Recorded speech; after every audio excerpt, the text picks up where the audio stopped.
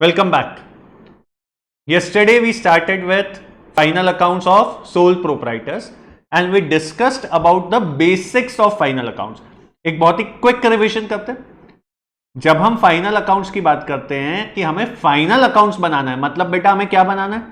अगर हम बात करते हैं कि हमें फाइनल अकाउंट्स बनाना है तो कंपल्सरीली हमें क्या बनाना है? कम ऑन, कंपल्सरीली क्या बनाना है? P&L and balance sheet. These are the things what you have to make compulsorily. Yes?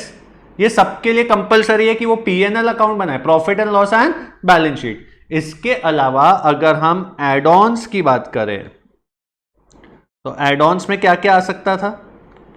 Trading account अगर हम purchase and sale of goods में है तो, manufacturing account and trading account अगर हम manufacturing and sale of goods में है तो, और हम पार्टनरशिप फर्म या कंपनी है तो हम बनाएंगे P&L अप्रोप्रिएशन अकाउंट. अच्छा, मोस्ट इंपॉर्टेंट, ये अकाउंट्स कैसे बनाते हैं या बैलेंस शीट कैसे बनाते हैं ये मैंने अभी तक नहीं सिखाया, ये हम अभी देखने वाले हैं 5 मिनट बाद. फाइन. तो अगर कोई बोलता है कि what do you mean by preparation of final accounts, तो compulsorily it is P&L and balance sheet. And depending upon, जैसे हम कहते हैं स्वाद अनुसार, बिजनेस के स्वाद अनुसार, स्ट्रक्चर के हिसाब से we can prepare trading, manufacturing and trading, P&L appropriation. Is that okay? Right. Moreover, whenever we talk about accounts, see, manufacturing is a account, trading is a account, P&L is a account, P&L appropriation is a account. All these are accounts. Yes, and account is always prepared for a period. Generally this period is 1 year, but it can be more than 1 year, less than 1 year, anything. Generally it is 1 year. Fine. It's prepared for a period. अच्छा, why accounts is prepared for a period? Because accounts gives you performance, the financial performance. जैसे कल आपको बताया था कि school में जो report card मिलता है एग्जाम के बाद, that gives you your academic performance. वैसे account gives you your financial performance. And when we talk of performance, the word performance, it is always for a period. कल काफी example भी दिए थे. विराट कोहली का परफॉर्मेंस तो कब? IPL 2018 में. कब? वर्ल्ड कप 2011 में. कब? ऐसा कोई कहीं ना कहीं पीरियड डिफाइंड रहेगा आपका. जब भी हम परफॉर्मेंस की बात करते हैं, it is always coupled with a period. बराबर. Therefore accounts is prepared for a period because it gives you the performance. But when we talk of balance sheet is not a account. Balance sheet is a statement. Moreover, it is prepared for a point. Why it is prepared for a point? Because it gives you your financial position. देखिए दोनों word में फर्क है. ऊपर देखिए, account देता है performance, balance sheet देता है position. Position can not be for a year, can not be for a month, can not be for a week. Position has to be for a point, one single fraction of second. इसलिए जब हम trading account बनाते हैं, P&L बनाते हैं, manufacturing बनाते हैं या P&L अप्रोप्रिएशन बनाते हैं, उसके आगे लिखते हैं फॉर द ईयर एंडेड. मतलब ये बनेगा 1 साल के लिए. जनरली 1 महीने के लिए भी बन सकता है, पर एग्जाम में जनरली 1 साल के लिए पूछता है. यस. बट जब हम लिखते हैं बैलेंस शीट तो हम फॉर द ईयर एंडेड नहीं लिखते हैं, एज ऑन, और फिर तारीख लिखते हैं. ये लॉजिक भी कल बताया था. फाइन. उसके बाद कल आपको ये बताया था कि फाइनल अकाउंट्स बनाने के लिए, अच्छा, चैप्टर नंबर 1 में हमने क्या देखा था? फाइनेंशियल ट्रांजैक्शन होता है, वो जर्नल या सब्सिडरी बुक्स में रिकॉर्ड होता है, फिर वो पोस्ट होता है लेजर में, and eventually we prepare a trial balance. ये सब हमने कहा देखा था बेसिक्स चैप्टर में, और यहां हम रुक गए थे. बराबर. इसके बेसिस पे वी प्रिपेयर फाइनल अकाउंट्स. तो फाइनल अकाउंट्स बनाने के लिए बेस क्या है? The base is trial balance. बराबर. ट्रायल बैलेंस की मदद से फाइनल अकाउंट्स बनते हैं. अच्छा, ट्रायल बैलेंस जब हम बनाते हैं तो trial balance consist of real account, personal account and nominal account. All the 3 types of accounts are included in trial balance. क्योंकि लेजर अकाउंट जब हम बंद करते हैं तो उसमें जो जो अकाउंट में बैलेंस होता है वो हम ट्रायल बैलेंस में लिखते हैं. यस. उसमें से कल ये भी समझाया था, real and personal account will always go to balance sheet and nominal account will go to either manufacturing और ट्रेडिंग और P&L अप्रोप्रिएशन अकाउंट. क्यों ऐसा होगा ये भी आपको बताया था कि बैलेंस शीट अगर हम बात करें तो बैलेंस शीट हमें हमारी फाइनेंशियल पोजीशन बताती है. इसको एकदम रॉ हिंदी वर्ड में अगर हम बात करें तो फाइनेंशियल पोजीशन मतलब हैसियत या औकात, बराबर। और बेटा अगर मैं आपसे पूछूं कि आपकी औकात में क्या क्या आता है, आपकी औकात में क्या क्या आता है, तो आप जो भी चीजें मुझे आज बताओगे कि ये आपकी हैसियत या औकात में आता है, ये वह चीजें होगी जो आज आपके पास बची हुई है। और बची हुई को इंग्लिश में कहते हैं हमारे पास जो चीजें बैलेंस है, और जब ये एक शीट में लिखा जाता है इसे कहते हैं बैलेंस शीट। तो बैलेंस शीट बताती है हमारी औकात, और हमारी औकात वो चीजों से है जो आज हमारे पास बच गया है। 10 साल पहले हमारे पास ट्राईसाइकिल थी, या 5 साल बाद हमारे पास मर्सिडीज आने वाली है, ये हमारी आज की औकात में नहीं आता। क्यों? क्योंकि ट्राईसाइकिल 10 साल पहले थी, खत्म हो गई। मर्सिडीज आने वाली है, आई नहीं है। हमारी औकात में वही चीजें हैं जो आज हमारे पास बच गई है, जो कभी तो भी थी ना, उससे हमारी औकात है, ना कभी आने वाली है उससे है, जो आज बच गई है। और जो चीजें हमारे पास बच जाती है दैट इज आइदर रियल और पर्सनल। पर्सनल मतलब उधारी, रियल मतलब एसेट्स। तो हमने कार खरीदी, रातों रात गायब नहीं हो जाती। बिल्डिंग खरीदी, रातों रात गायब नहीं हो जाता। फर्नीचर रातों रात गायब नहीं हो जाता। यस। किसी को उधारी दी, रातों रात गायब नहीं हो जाती। तो ये चीजें बच जाती है, और जो चीजें बच जाती है उसी से हमारी औकात है, और इसलिए ये जाता है बैलेंस शीट में। Are you getting? और जो चीजें खत्म हो जाती है वो हमारी औकात में नहीं आती। जो चीजें खत्म हो गई वो या तो हमारी इनकम थी या एक्सपेंस था, इसलिए ये जाता है या तो मैन्युफैक्चरिंग में, या ट्रेडिंग में, या पीएनएल में, या पीएनएल अप्रोप्रिएशन। यस, इतना हमने कल के लेक्चर में देखा था। Fine, I think today it's time to move on in detail. आज हम क्या सीखने वाले हैं? How to prepare balance sheet, how to prepare manufacturing account, trading account, PNL account and PNL appropriation account. उसके पीछे के लॉजिक्स क्या है, कौन सी चीजें कहां जाती हैं। तो आज हम ये पूरा देखने वाले हैं कि हम किस तरीके से बनाएंगे। Is that okay? Right, so should we start? अरे should we start? Right, let's start now. As usual मैं तुम्हें समझाने दीजिए, फिर लिखिएगा। पहले हम बैलेंस शीट से चालू करते हैं।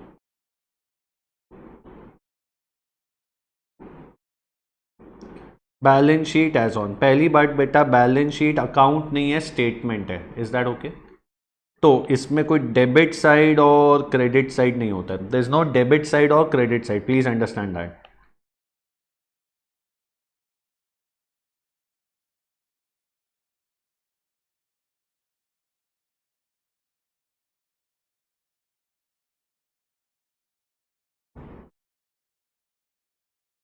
Okay, guys,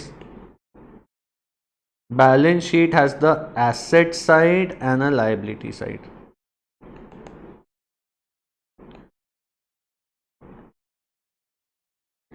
So it does not have a debit side or a credit side, neither it's a account. ये account नहीं है, फॉर्मेट ऐसा लगता है कि account है, it's not account, right? Moreover, ये debit side और ये credit नहीं बोलने का, it doesn't have a side because it's not a account, it's a statement, it's a statement.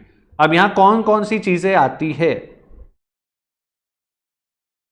जिन्होंने चीजों को रटा हुआ है वो एकदम आराम से क्या बोलते हैं, सर बैलेंस शीट के एसेट साइड हम बताते हैं ना क्या आता है, लैंड, बिल्डिंग, प्लांट, मशीन, ये वो।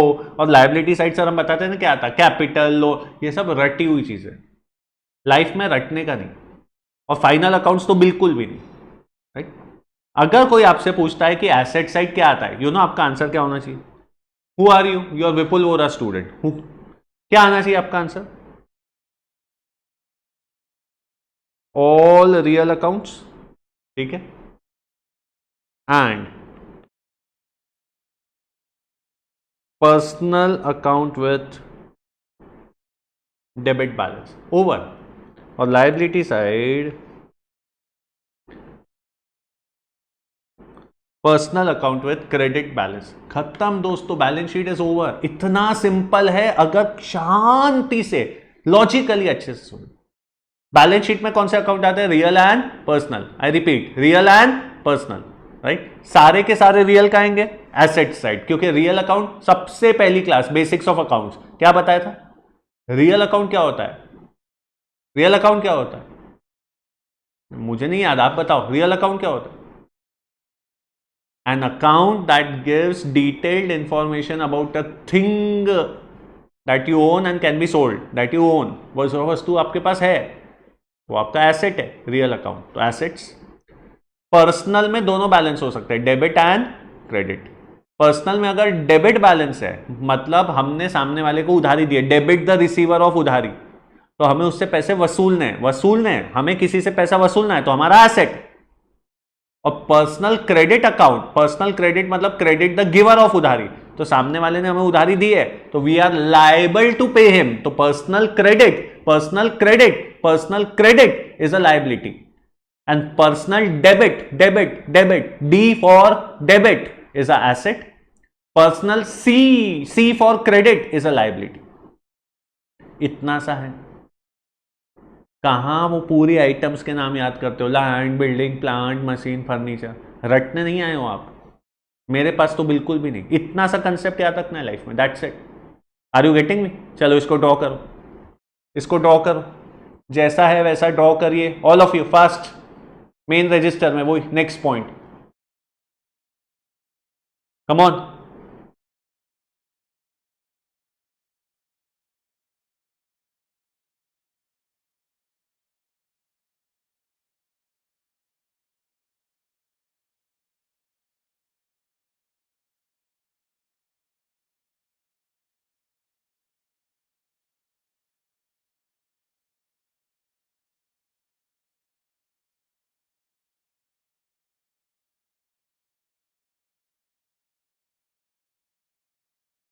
आगे ले रहे हैं नाउ. ये हो गया रियल और पर्सनल. तो सारे रियल और सारे पर्सनल अकाउंट कहां जा रहे हैं? Balance sheet. अब बचा नॉमिनल. कौन से बचे? नॉमिनल. पर नॉमिनल 4 जगह जा सकते हैं.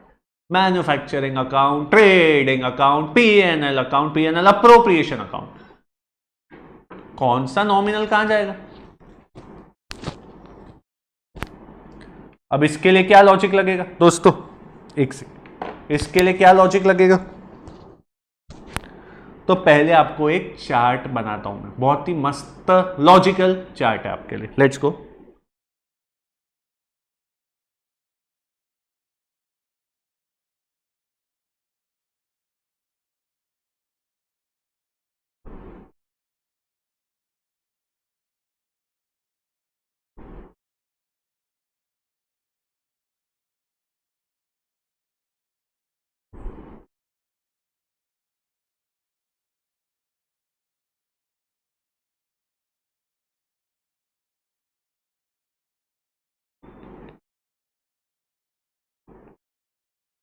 If I talk of the word expenditure,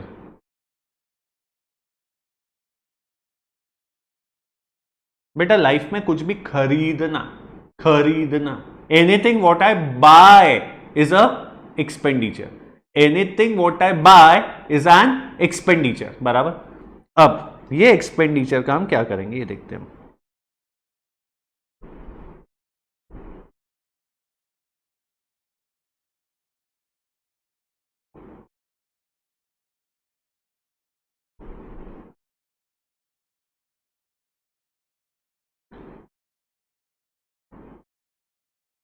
आराम से सुनिए. सबसे पहले जो भी वस्तु हमने खरीदी उसका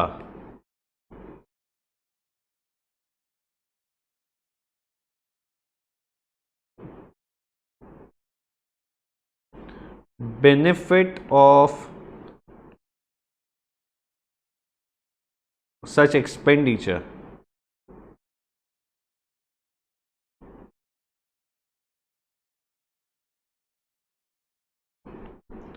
gets over in same accounting period. ये बहुत बड़ा फ्लो चार्ट है, पहले सुन लो फिर लिखना. जो भी हमने खर्चा किया उसका बेनिफिट इसी पीरियड में खत्म हो गया.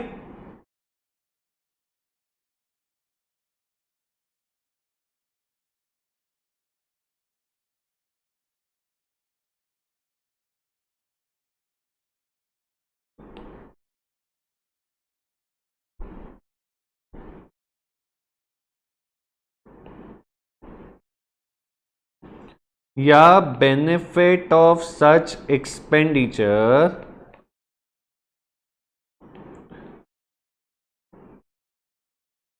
shall be available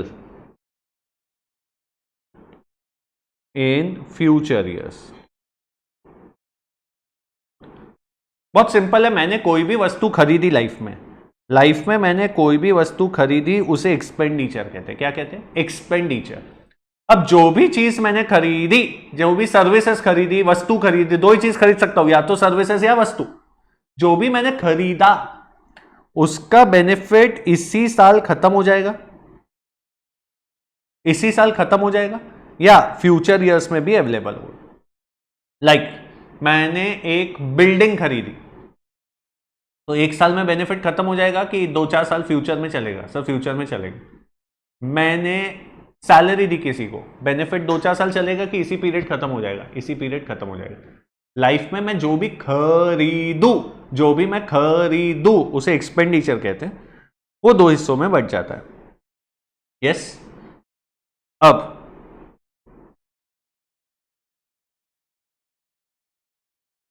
अगर उसका बेनिफिट इसी पीरियड में खत्म हो गया, ठीक है, तो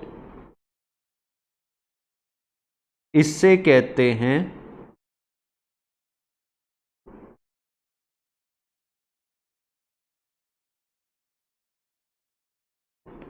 revenue expenditure, and these are commonly known as nominal accounts. बराबर. नाउ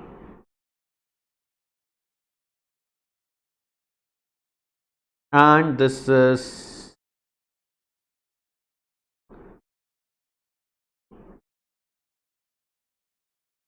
रेवेन्यू एक्सपेंडिचर कहते हैं. ऊपर एक्सपेंडिचर था, उसका बेनिफिट इसी साल खत्म हो जाए, revenue expenditure. It is also known as expense. तो एक्सपेंस और एक्सपेंडिचर में फर्क समझा आपको? एक्सपेंडिचर मतलब हर वो चीज जो हम लाइफ में खरीदते हैं इज एक्सपेंडिचर, उसमें उसका बेनिफिट इस साल खत्म हो जाए तो उसे एक्सपेंस भी कहते हैं, रेवेन्यू एक्सपेंडिचर भी कहते हैं. Is that okay? अब ये जो एक्सपेंस है इसको हम दो हिस्सों में और बांट सकते हैं. आप आराम से सुनिए, बहुत बड़ा और मस्त फ्लो चार्ट है, और एक फ्लो चार्ट में पूरा कवर हो गया है.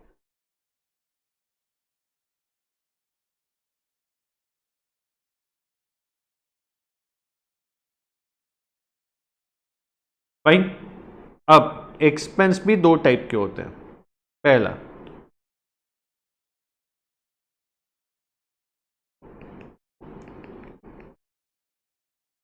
Direct expense and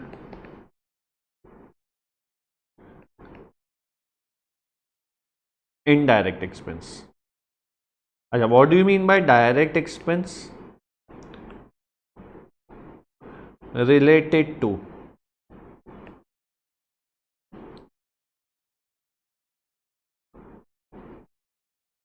either purchase और प्रोडक्शन ऑफ गुड्स. बहुत सिंपल है. डायरेक्ट एक्सपेंस की एक ही डेफिनेशन है, हर वो खर्चा जो गुड्स के परचेज या प्रोडक्शन से रिलेटेड है is a direct expense.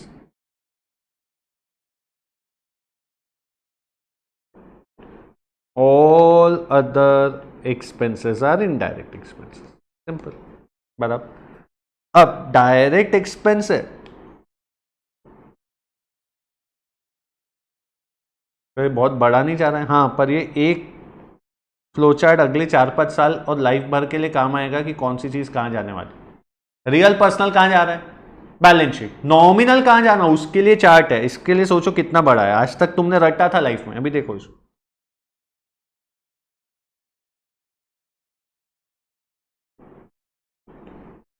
If it is related to production of goods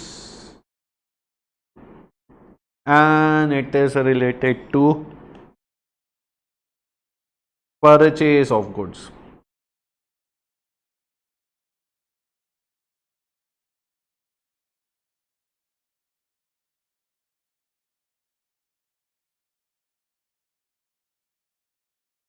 Right? अगर वो प्रोडक्शन से रिलेटेड है तो it will be debited to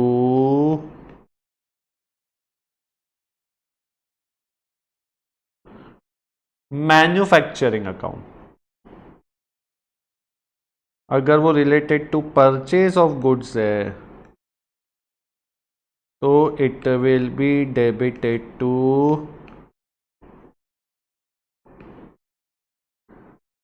trading account.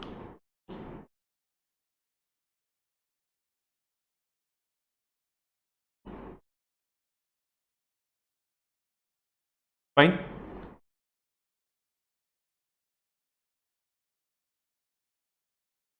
अच्छा, इनडायरेक्ट एक्सपेंस की कोई डेफिनेशन नहीं है. हर वो खर्चा जो डायरेक्ट नहीं है वो इनडायरेक्ट है, राइट. अब इसमें भी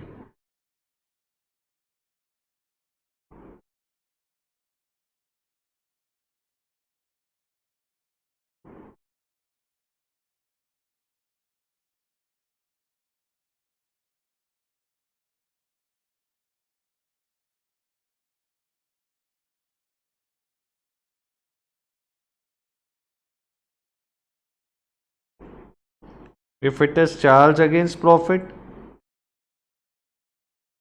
or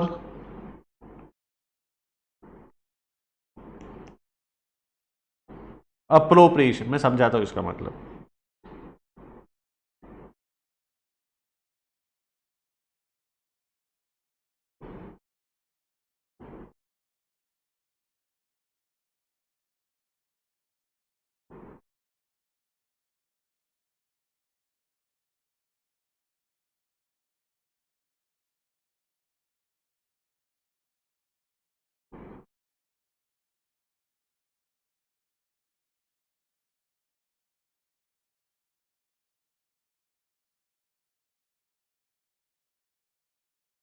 If it's a charge against profit, it is debited to P&L account, and this one is debited to P&L appropriation account.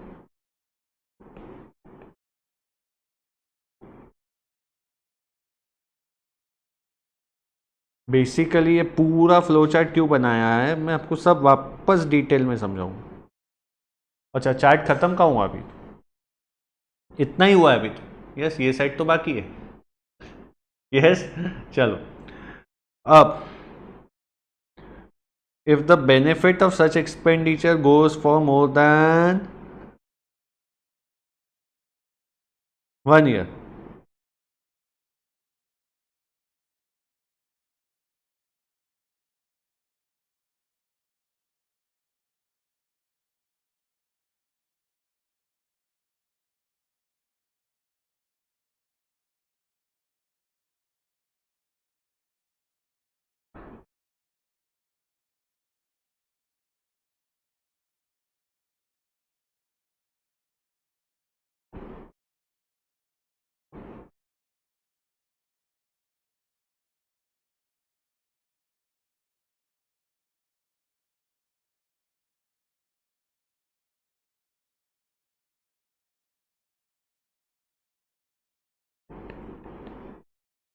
it leads to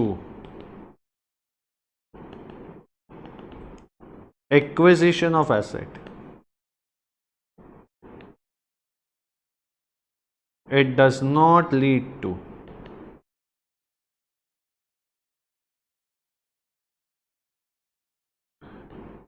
acquisition of asset.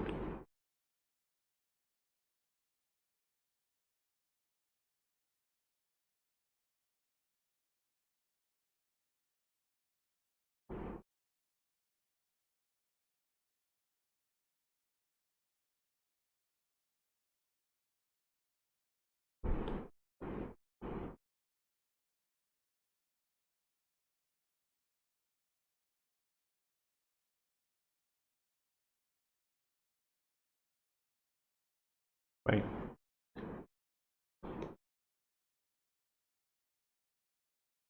This is known as capital expenditure. This is known as deferred revenue expenditure.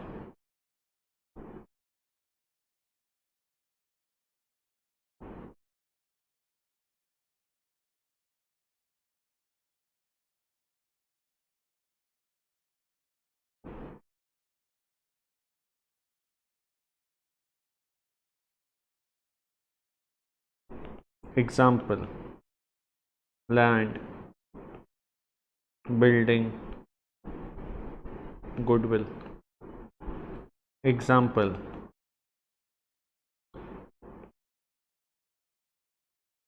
Advertisement.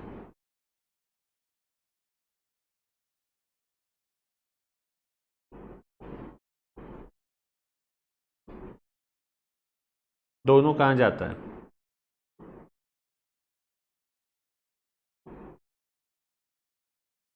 It is shown in balance sheet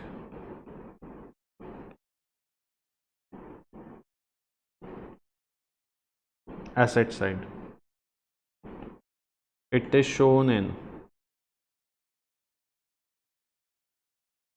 balance sheet asset side. दोनों asset side दिखता है, पर दोनों में फर्क। देखो ऐसा एक छोटा सा चार्ट है जो आपको दिख रहा है, one chart and your final accounts is to the core so solid, right? I will be explaining everything about this again, fine, but this is how the chart is to be done. आप खुद सोच लो, आपको इसमें 2 पन्ने लगेंगे ही लगेंगे। Please पन्ने मत बचाओ, रजिस्टर में एक आध पेज छोड़ना पड़े तो छोड़ना पड़े, 2 पेज जहां साथ में आ रहे हैं आपके, वहां आपको ये बनाना है चार्ट। यस, फाइन, मैं समझा देता हूं आपको, फिर आप सुन लिखिए। खर्चे 2 टाइप के होते हैं, जिसका बेनिफिट इसी साल खत्म हो जाए, लाइक सैलरी, रेंट, बराबर। पहले हम वो देखते हैं। जिस खर्चे का बेनिफिट, बोर्ड पे देखिए, जिसका बेनिफिट इसी साल खत्म हो जाए उसे हम रेवेन्यू एक्सपेंडिचर कहते हैं, नॉमिनल अकाउंट भी कहते हैं, या एक्सपेंस भी कहते हैं। तीनों का मतलब एक ही है, revenue expenditure and expense is one and the same. अब ये एक्सपेंस को 2 हिस्सों में बांटा गया है, direct expense and indirect expense. एकदम सिंपल रखता हूं आपके लिए। What is a direct expense? P and P, PP, PP, PP, PP. What is a direct expense? PP, any expense which is related to purchase of goods और production of goods. P और P, sale वेल कुछ नहीं, जो खर्चा purchase of goods या production of goods से related है उसे डायरेक्ट एक्सपेंस कहते हैं। सिंपल सिंपल, उसे कहते हैं direct expense related to purchase और प्रोडक्शन। और उसमें अगर वो प्रोडक्शन से रिलेटेड है तो मैन्युफैक्चरिंग अकाउंट में जाता है, और परचेस से रिलेटेड है तो ट्रेडिंग अकाउंट में जाता है। हम बात किसकी कर रहे हैं? ट्रायल बैलेंस में 3 टाइप के अकाउंट रहते हैं, पर्सनल, रियल, नॉमिनल। पर्सनल और रियल तो सीधा सीधा कहां गए? बैलेंस शीट, मैटर ही खत्म हो गया जो अभी आपने बनाई। नॉमिनल अकाउंट 4 जगह जा सकते हैं, 4 जगह जा सकते हैं, manufacturing, trading, PNL, PNL appropriation. तो कौन सा नॉमिनल अकाउंट कहां जाएगा उसके लिए ये चार्ट है। Are you getting it? तो नॉमिनल अकाउंट मतलब जिसका बेनिफिट इसी साल खत्म हो जाए उसे रेवेन्यू एक्सपेंडिचर भी कहते हैं और एक्सपेंस भी कहते हैं। उसको 2 हिस्सों में बांटा गया, डायरेक्ट एक्सपेंस और इनडायरेक्ट एक्सपेंस। जो डायरेक्ट एक्सपेंस है उसका डिफिनेशन क्या है? तो हर वो खर्चा जो परचेस या प्रोडक्शन से रिलेटेड है, मैं सेल वर्ड यूज कर रहा हूं क्या? नहीं, हर वो खर्चा जो परचेस या प्रोडक्शन ऑफ गुड्स से रिलेटेड है वो डायरेक्ट एक्सपेंस है। अगर वो प्रोडक्शन से रिलेटेड है तो मैन्युफैक्चरिंग अकाउंट में जाएगा, परचेस से रिलेटेड है तो ट्रेडिंग अकाउंट में जाएगा। Is that okay? और हर वो खर्चा जो परचेज या प्रोडक्शन से रिलेटेड नहीं है, मतलब जो डायरेक्ट एक्सपेंस नहीं है, वो इनडायरेक्ट एक्सपेंस है। अब इनडायरेक्ट एक्सपेंस को भी 2 हिस्सों में बांटा गया है। कौन सा? Charge against profit and appropriation of profit. इसका क्या मतलब होता है मैं बताता हूं। चार्ज अगेंस्ट प्रॉफिट है तो पीएनएल में जाएगा, अप्रोप्रिएशन ऑफ प्रॉफिट है तो पीएनएल अप्रोप्रिएशन अकाउंट में जाएगा। मतलब मैन्युफैक्चरिंग में कौन सा जाएगा? जो खर्चा प्रोडक्शन से रिलेटेड है। ट्रेडिंग में क्या जाएगा? जो परचेज से रिलेटेड है। पीएनएल में क्या जाएगा? जो चार्ज अगेंस्ट प्रॉफिट है। और पीएनएल अप्रोप्रिएशन में क्या जाएगा? जो अप्रोप्रिएशन ऑफ प्रॉफिट है। अच्छा, मजेदार बात, ये चारों चीजें जो है ये चारों नॉमिनल अकाउंट ही है, पर नॉमिनल में से कौन सा नॉमिनल मैन्युफैक्चरिंग में जाएगा, ट्रेडिंग में, पीएनएल, ये उसका चार्ट। प्रोडक्शन से रिलेटेड कहां जाएगा? Manufacturing account. परचेज से रिलेटेड कहां जाएगा? Trading account. Charge against profit है तो पीएनएल, अप्रोप्रिएशन ऑफ प्रॉफिट है तो PNL appropriation. Sir charge against profit और अप्रोप्रिएशन ऑफ प्रॉफिट क्या होता है? क्या होता है मैं बताऊंगा आपको, रिलैक्स, अब भी बताऊंगा 5 मिनट में। अब जिस खर्चे का बेनिफिट 1 साल से ज्यादा चले, जिस खर्चे का बेनिफिट 1 साल से ज्यादा चले, उसको 2 हिस्सों में बांटा गया है। क्या उससे कोई एसेट एक्वायर हो रहा है, लाइक लैंड, बिल्डिंग, गुडविल, कुछ भी एसेट एक्वायर हो रहा है? हाँ सर, तो उसे कहेंगे कैपिटल एक्सपेंडिचर, बोर्ड पे देखिए।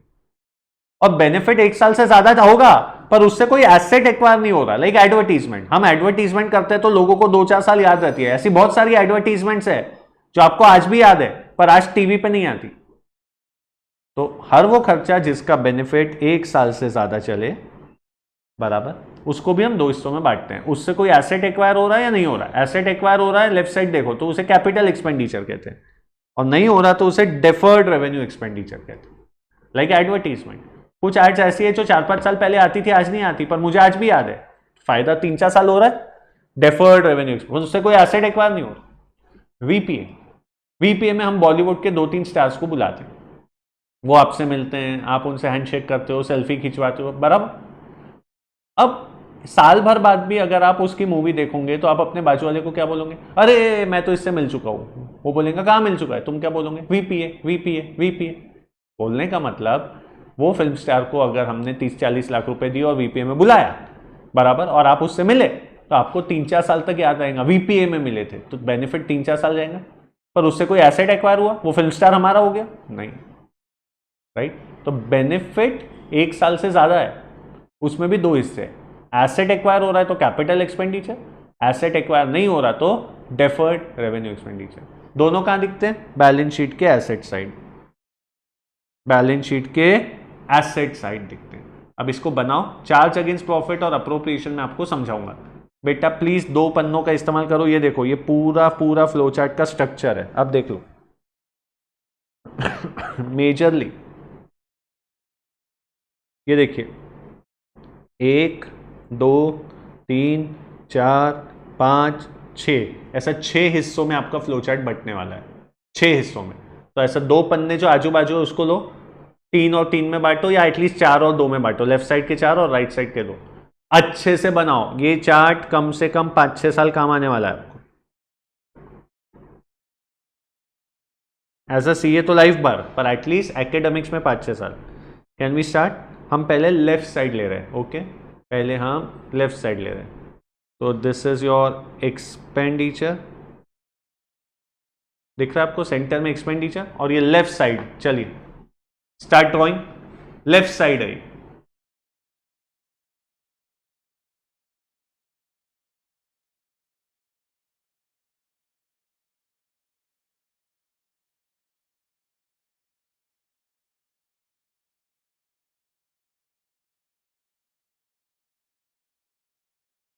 आगे ले रहा हूं, वीडियो पॉज कर लीजिए। लेफ्ट साइड है ना?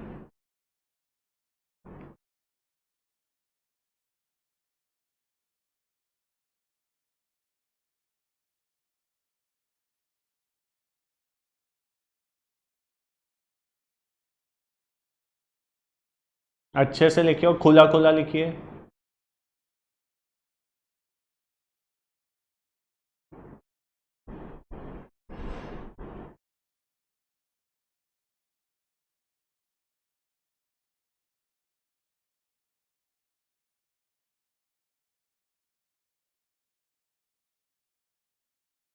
आगे ले रहे हैं।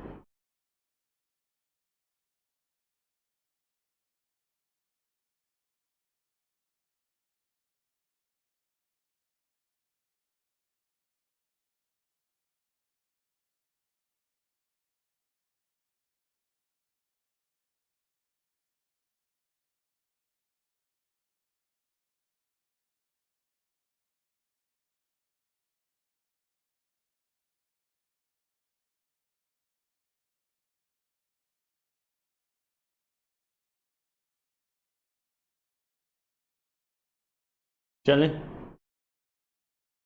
ये लेफ्ट साइड हुआ आपका पूरा। जूम इन कर लो, ये देखो, indirect expense.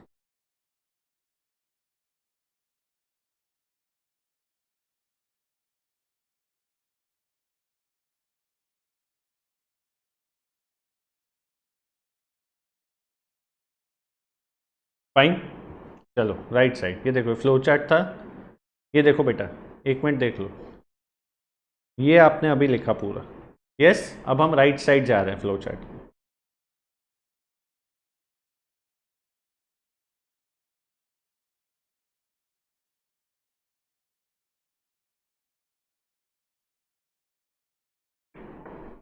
Right side of the flow chart.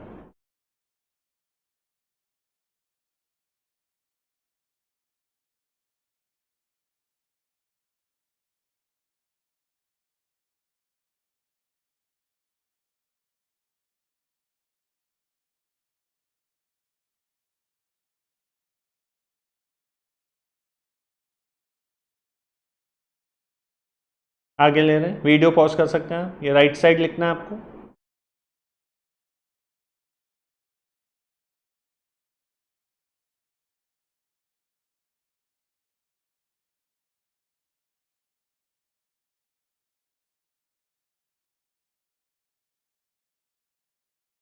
चलो,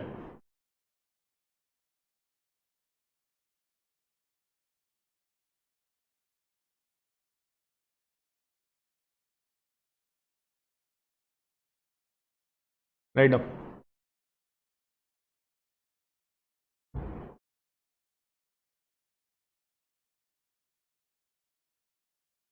सर ये दोनों बैलेंस शीट में क्यों देखते हैं? बैलेंस शीट में क्या दिखता है? जिसका बेनिफिट खत्म नहीं हुआ है, आगे होना. जो खत्म हो गया वो नॉमिनल, जो खत्म नहीं हुआ 2-4 साल चलने वाला है, वो औकात दिखाता है. Will go to balance sheet.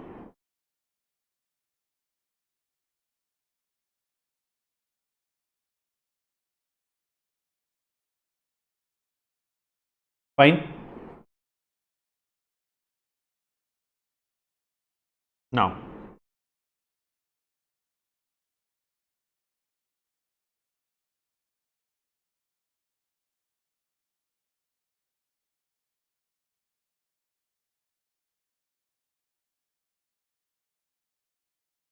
now what do you mean by charge against profit?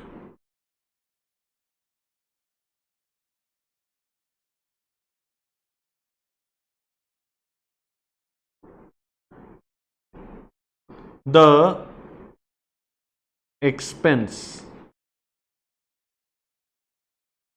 that is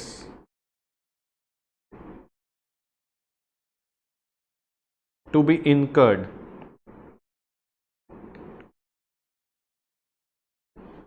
irrespective of profit or loss. For example, rent, salary.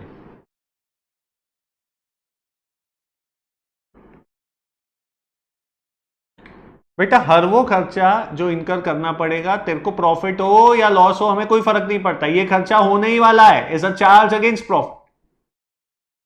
Rent to a landlord, मकान मालिक को आप क्या बोलेंगे? साहब इस साल मेरे को नुकसान है, मैं किराया नहीं दूंगा. बोल ही नहीं सकते. एम्प्लॉयज को क्या बोलोगे? इस साल फायदा नहीं हो, मैं सैलरी नहीं दूंगा. बोल ही नहीं सकते. हर वो खर्चा जो आपको करना ही पड़ेगा, प्रॉफिट हो या लॉस हो कोई फर्क नहीं पड़ता, is a charge against profit. लिख लेना, बताता हूं उसके बाद. What do you mean bye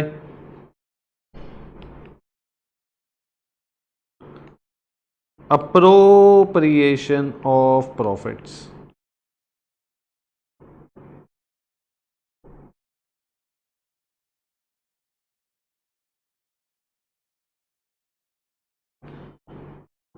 An expense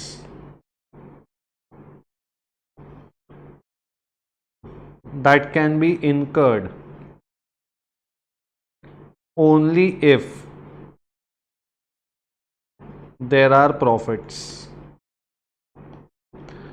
is appropriation of profit. For example,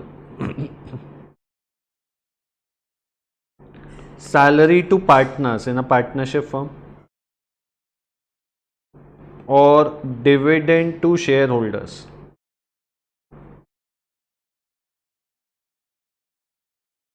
in case of company. हर वो खर्चा जो आपको करना ही पड़ेगा, आपको प्रॉफिट हो या ना हो, is a charge against profit and it is debited to PNL. और हर वो खर्चा जो तभी कर सकते हो जब प्रॉफिट हो. प्रॉफिट नहीं है तो ये खर्चा नहीं हो सकता. Is appropriation of profit. Example भी दियो, पहले लिख लो और डिटेल में बताता हूं. सर ये कहां लिखना है? पीछे पीछे पीछे, ऑल ऑफ यू पीछे. लॉजिक पेज है ना, रजिस्टर के पीछे लॉजिक पेज है, वहां लिखना. आपकी मर्जी हो तो जो अभी आपने फ्लो चार्ट बनाया उसमें नीचे अगर 2 लाइन खाली हो उस पेज में नीचे, तो वहां भी लिख सकते हैं आप, योर चॉइस.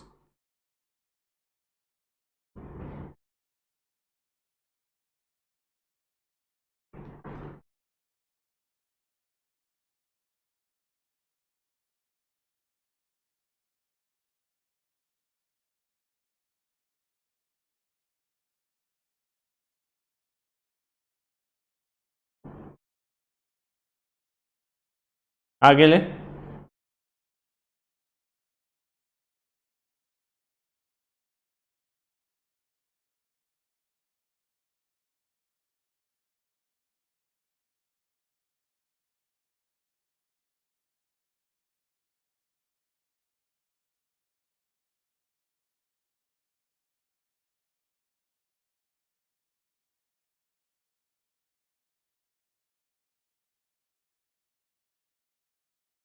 अब एक बात बताइए, ये हो गया लिखना? नहीं हुआ है तो पॉज करके लिख लो। अब एक बात बताओ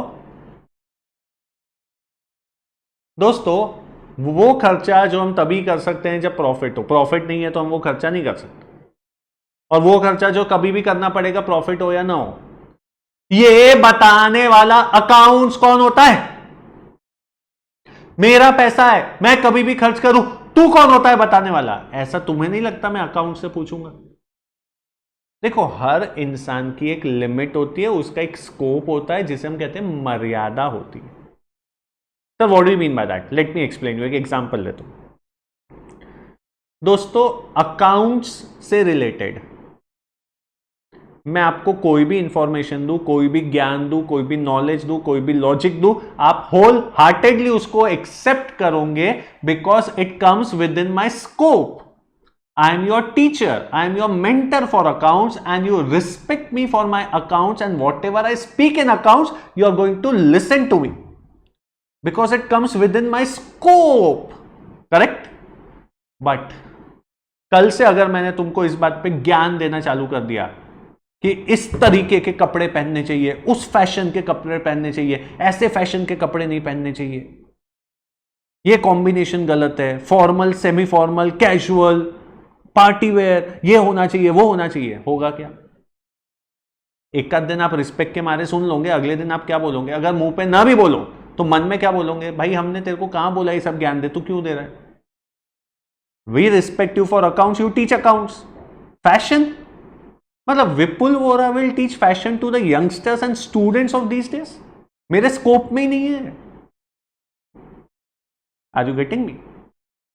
यस.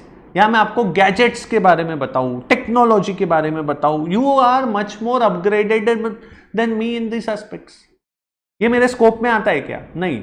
जो चीज मेरे स्कोप में आती है अगर मैं वो करूं तो यू विल रिस्पेक्ट मी. जो चीज मेरे स्कोप में ही नहीं आती, अगर मैं वो बोलना चालू कर दूं तो then I will lose my respect. Yes on. और एक एग्जांपल देता हूं, ऐसी कोई बात नहीं. सपोज शादी में जाते हैं आप, शादी में. Yes, amazing, the big fat Indian wedding. बराबर. 80% लोग एक दूसरे को जानते भी नहीं.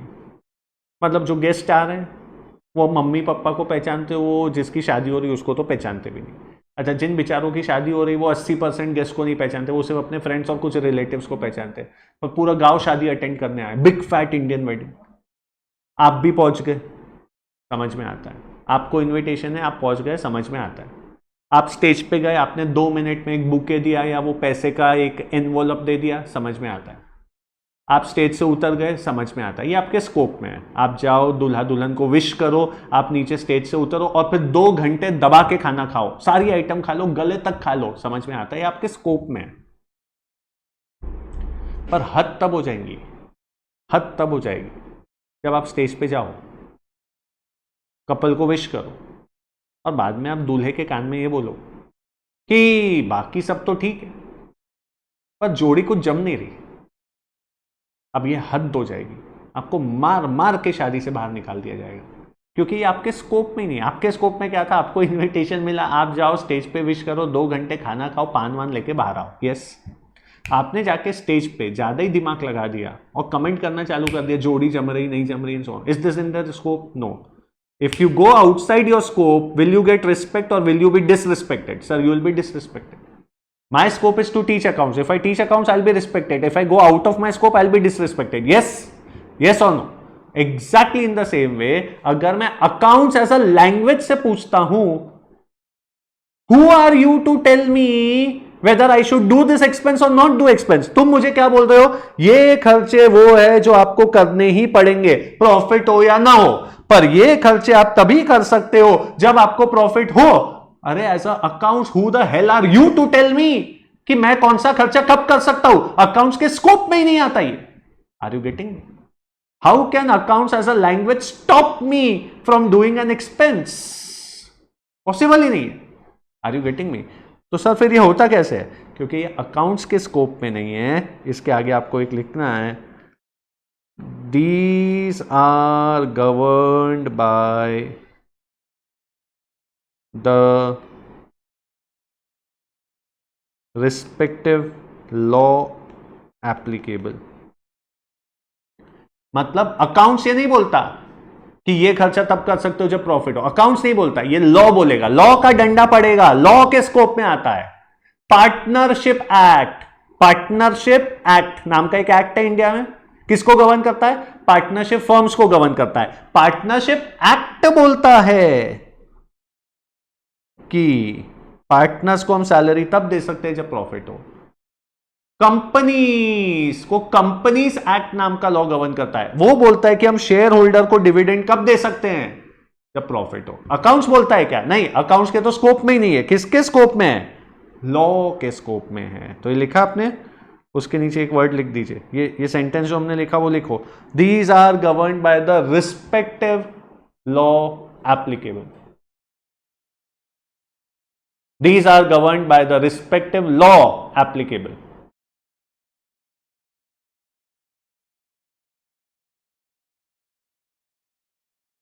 फाइन, इतना डिटेल में बेटा। यस, तो रियल और पर्सनल कहां जाते हैं? Balance sheet. नॉमिनल कहां कहां जाते हैं? ये चार्ट हुआ। पर ये सब किसके बारे में हुआ? खर्चे के बारे में हुआ ना। इनकम के बारे में क्या? इनकम भी तो नॉमिनल है। चलो ये छोटा चार्ट है, एकदम छोटा है बेटा। ये जो हो रहा है ना, ये 4-4, 5-5 साल और लाइफ भर के लिए फाइनल अकाउंट्स में काम आएंगे। ये चेंज जब तक तुम जिंदा हो तब तक तो ये चेंज नहीं होने वाला। और ये किसी किताब में नहीं लिखा है। None of the books of India has this flow chart. This is made by me specially for you. Now when we talk of income, बराबर, इट्स सिंपल।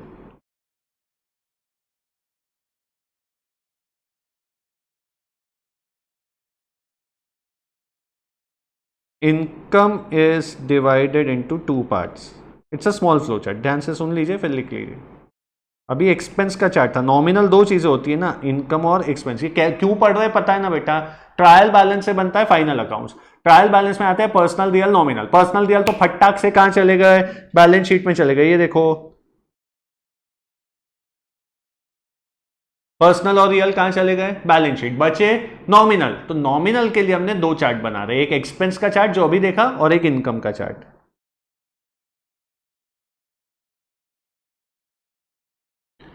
इनकम बेटा दो हिस्सों में बंटती है,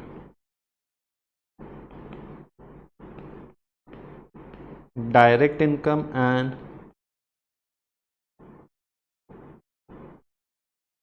इनडायरेक्ट इनकम, बराबर।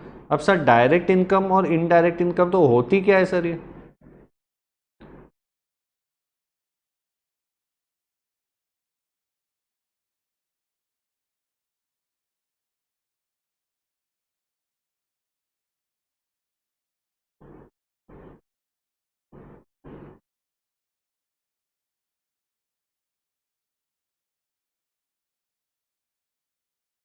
और now what do you mean by direct income? दोस्तों,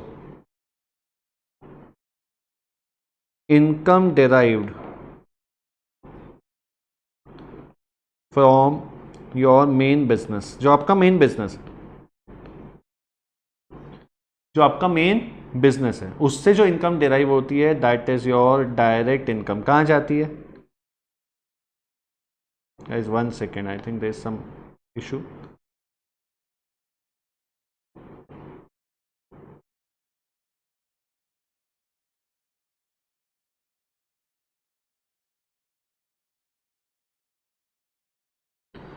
जो मेन बिजनेस है आपका, आपका मेन बिजनेस किस चीज का हो सकता है? गुड्स बेचने का या सर्विस बेचने का।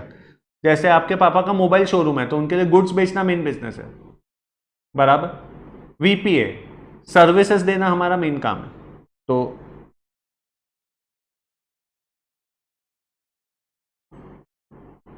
Cell of goods sale of services. दो ही धंधे हो सकते हैं ना, दुनिया में तीसरा बिजनेस ही नहीं है। तो अगर हमारा सेल ऑफ गुड्स है तो ये डायरेक्ट इनकम है। अच्छा, सेल ऑफ सर्विसेज भी डायरेक्ट इनकम है, बराबर।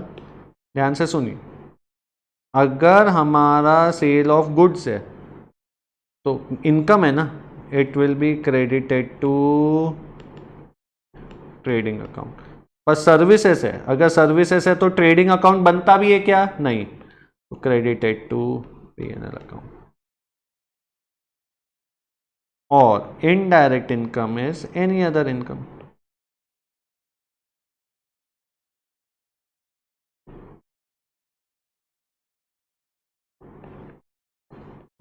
All other incomes are indirect income.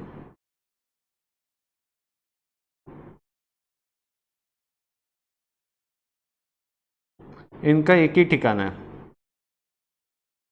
कहाँ?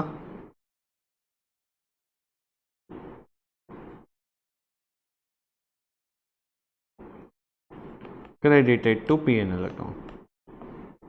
इनडायरेक्ट इनकम तो P&L में क्रेडिट होती है बेटा, इनकम है तो क्रेडिट। इसके पहले एक्सपेंस था ना, एक्सपेंस हमेशा क्या होता है? डेबिट। भले वो या तो मैन्युफैक्चरिंग में डेबिट होगा, या ये देखो बोर्ड पे, ट्रेडिंग में डेबिट होगा, या तो P&L में डेबिट होगा, या P&L अप्रोप्रिएट, पर होगा डेबिट क्योंकि एक्सपेंस था। अब ये इनकम है, इनकम क्या होगी? क्रेडिट होगी। कहां क्रेडिट होगी? समझो बात को, डायरेक्ट इनकम है। बहुत स्टूडेंट्स को लगता है डायरेक्ट इनकम सिर्फ और सिर्फ ट्रेडिंग में जाती है। नो, गलत कंसेप्ट। डायरेक्ट इनकम किस चीज की है? Income which is derive from your main business, जो आपका मेन बिजनेस है। अगर वो मेन बिजनेस आपका गुड सेल करने का है तो वो ट्रेडिंग अकाउंट में क्रेडिट होगा, सेल। पर आपका सर्विसेज है, जैसे वीपीए, वीपीए के लिए fees is a direct income, fees is a direct income, पर P&L में जाएगा। क्यों? क्योंकि जो बंदा सर्विसेज में डील करता है वो ट्रेडिंग अकाउंट बनाता ही नहीं है। कहां जाएगा? P&L। और बाकी सब incomes are indirect incomes, they will also be credited to P&L। Income credited, expense debited. तो सर इनकम मैन्युफैक्चरिंग अकाउंट में या P&L, देखिए सर चार अकाउंट थे ना सर ऊपर, अभी एक्सपेंस के चार्ट में देखो सर, हमने चार अकाउंट देखे। देखो पहला कौन सा देखा हमने? मैन्युफैक्चरिंग, फिर ट्रेडिंग, फिर P&L, फिर P&L अप्रोप्रिएशन। एक्सपेंस तो सर चार जगह जाते थे, हाँ, पर इनकम दो ही जगह जाती है। कहां? ट्रेडिंग या P&L। इनकम मैन्युफैक्चरिंग में नहीं जाती, बराबर, और इनकम P&L अप्रोप्रिएशन में नहीं जाती। क्यों नहीं जाती ये आगे समझेगा, फिलहाल ये ड्रॉ करो।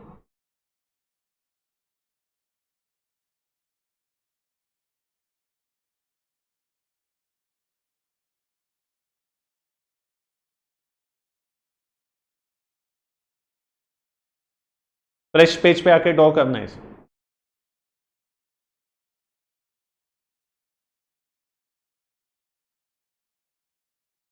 आगे लेते हैं।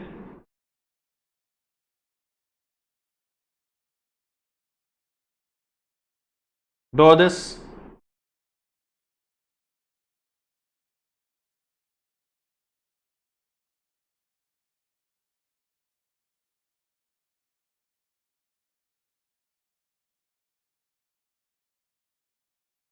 नेक्स्ट।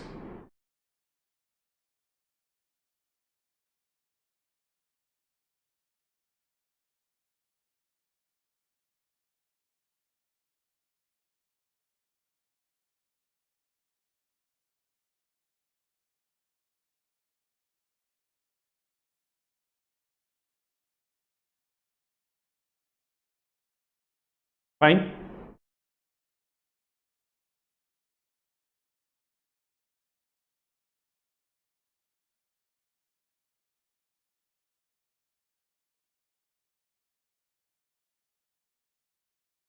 अब देखिए हम एक बात कर सर,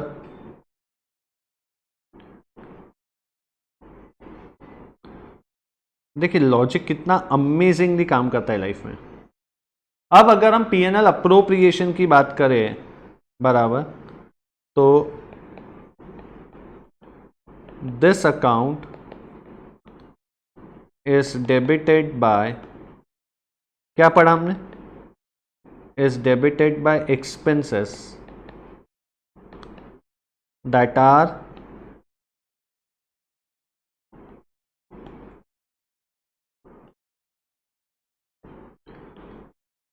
appropriation of profits। अभी पढ़ा हमने। ये अकाउंट में क्या आता है? जो अप्रोप्रिएशन ऑफ प्रॉफिट है। सुनिए, एंड अमेजिंग बात सुनिए, बहुत मजा आएगा। तो ये अकाउंट में वो खर्चे आते हैं जो अप्रोप्रिएशन ऑफ प्रॉफिट, और अभी आपको बताया कि appropriation of profits are governed by law. It is not within the scope of accounts, accounts के स्कोप में नहीं है। It is governed by law, बराबर। तो पीएनएल अप्रोप्रिएशन, समझो लॉजिक समझो, पीएनएल अप्रोप्रिएशन में आते हैं appropriation of profit. Appropriation of profit वो खर्चे हैं जो तभी हो सकते हैं जब प्रॉफिट हो, पर ये स्कोप कौन डिफाइन करता है? लॉ, बराबर। Come on. And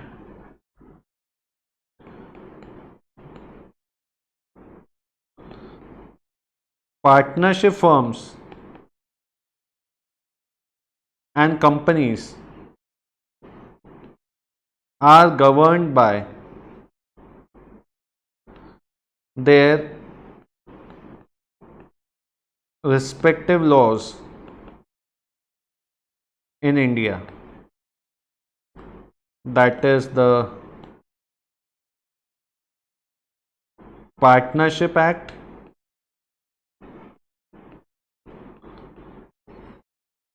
and companies act, बराबर। इंडिया में पार्टनरशिप फर्म और कंपनीज के लिए लॉ है ना। पार्टनरशिप फर्म के लिए पार्टनरशिप एक्ट है, कंपनीज के लिए कंपनीज एक्ट है। Yes, this is the logic that P&L appropriation account is prepared। कल बेसिक्स की क्लास में बताया था, एड ऑन्स में चेक करके देखो, 3 पन्ने पहले एड ऑन्स में बताया था P&L appropriation is prepared only by partnership and companies। Why? क्योंकि पार्टनरशिप और कंपनी को लॉ गवर्न करता है, और जिसको लॉ गवर्न करता है वो ही P&L appropriation बना सकता है।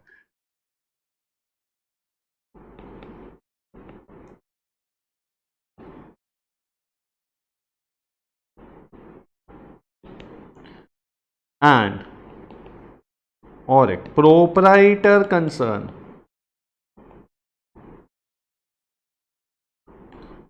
do not have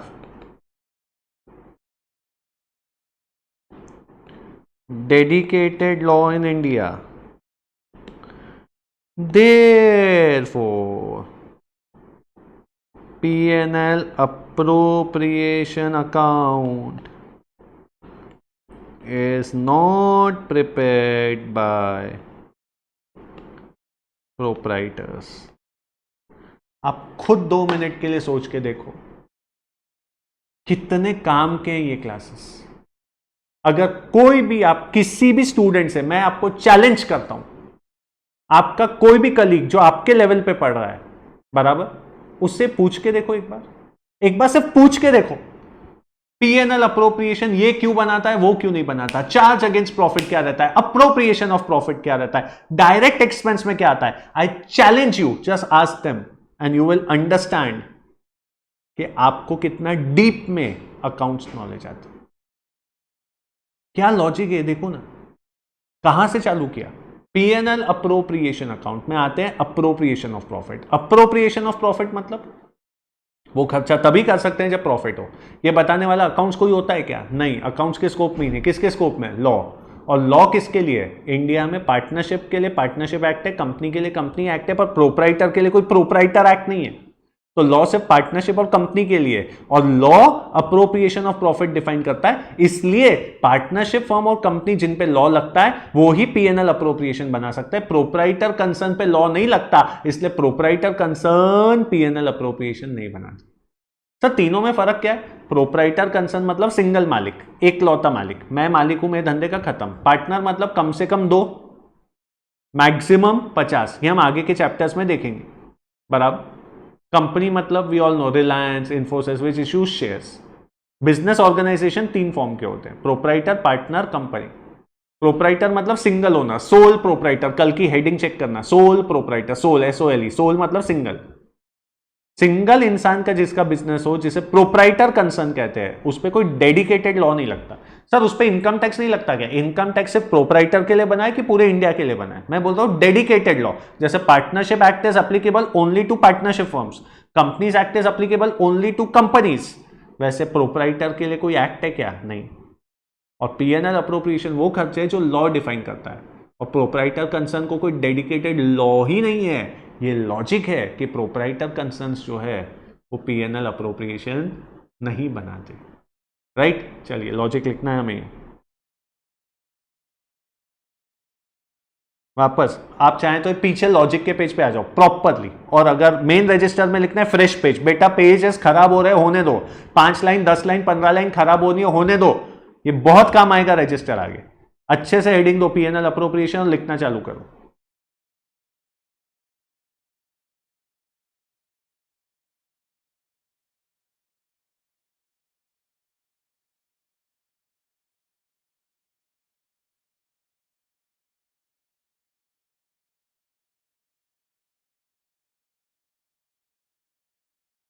आगे ले रहा हूं।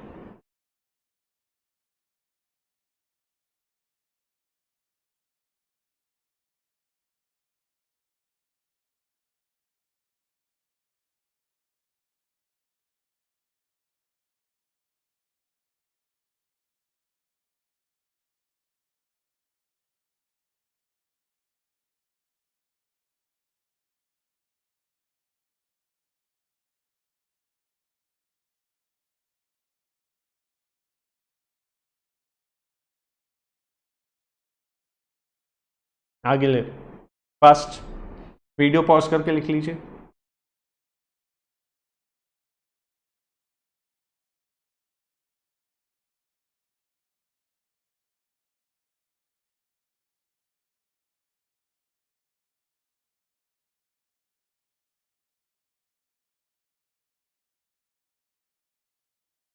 फाइन।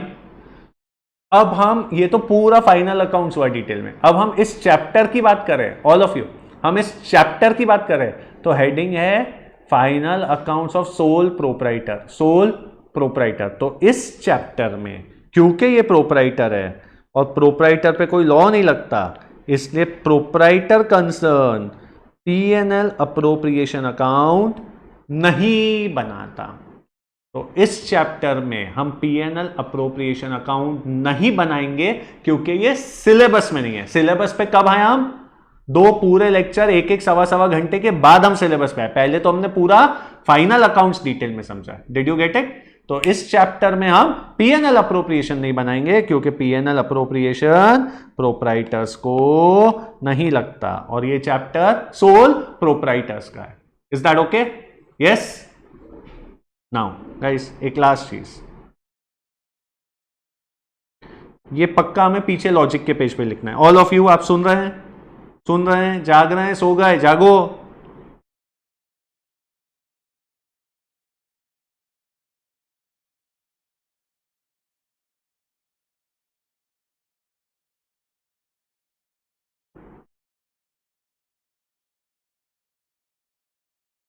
जागो।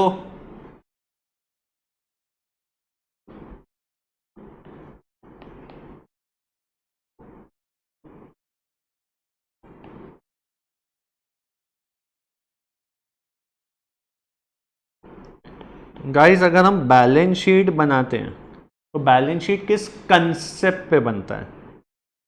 तो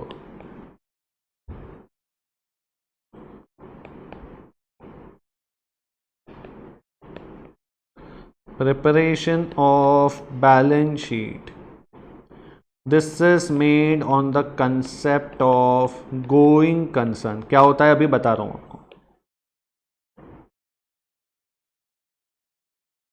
नेक्स्ट,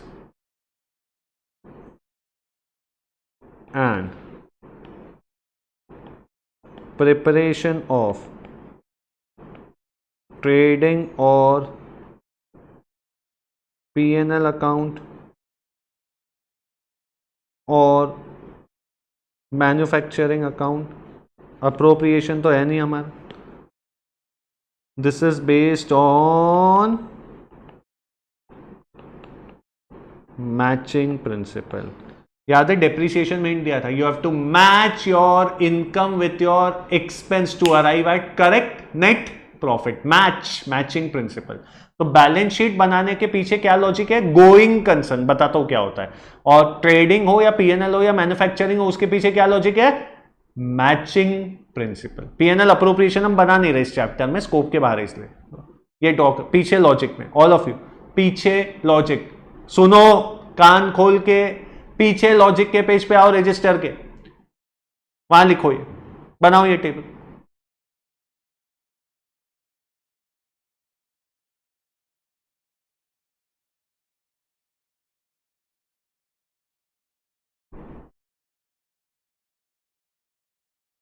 पॉज करके बना लो.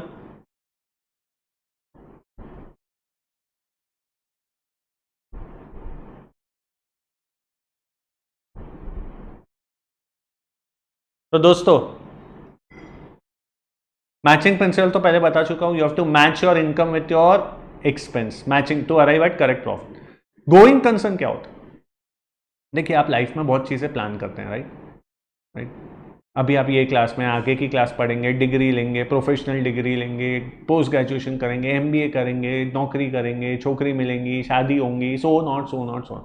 अगले 25-30 साल की प्लानिंग है आपकी. यस. इस अजम्पशन के कि आप 30 साल जियोगे, इसे कहते हैं going concern. Going, we will keep on going going going going going is known as going concern. सालों साल हम चलते रहेंगे, गोइंग कंसर्न, ये अजम्पशन. वैसे अकाउंट्स का भी एक असम्पशन है कि बिजनेस सालों साल चलेगा, बिजनेस सालों साल चलेगा. गोइंग कंसर्न, क्योंकि जब बिजनेस अगले साल कैरी फॉरवर्ड होगा, अरे तो ही तो एसेट और लायबिलिटी कैरी फॉरवर्ड होंगे. धंधा ही खत्म हो गया तो एसेट लायबिलिटी तो बेचना ही पड़ेगा ना. बैलेंस शीट में आते हैं asset and liability. Balance sheet तभी बन सकती है जब अगले साल धंधा कैरी फॉरवर्ड हो. जब धंधा ही बंद हो जाएगा तो एसेट लायबिलिटी कैरी फॉरवर्ड कैसे होगी? उसको बेचना ही पड़ेगा. तो balance sheet is prepared on the logic of going concern concept. And trading account हो, पीएनएल हो, मैन्युफैक्चरिंग हो, it is prepared on matching principal. Is that okay?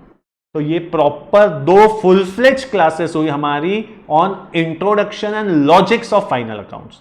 अब नेक्स्ट लेक्चर में मैं आपको सिखाऊंगा कि क्वेश्चन कैसे सॉल्व करते हैं. बनाते कैसे देख लिया. अब क्वेश्चन की स्टेप्स क्या है, ट्रायल बैलेंस से हम कैसे करते हैं, और एक कंसेप्ट एडजस्टमेंट एंट्रीज क्या होता है. Next lecture I will explain you that in detail and will also start with a numerical on final accounts. आज की क्लास और प्रीवियस क्लास, ये दोनों क्लासेस बहुत क्रूशियल है. कम से कम और एक बार ये दोनों क्लासेस को सुनना. You will be absolutely fantastic with your accounting concepts. I hope you enjoyed it. We'll continue tomorrow. Thank you.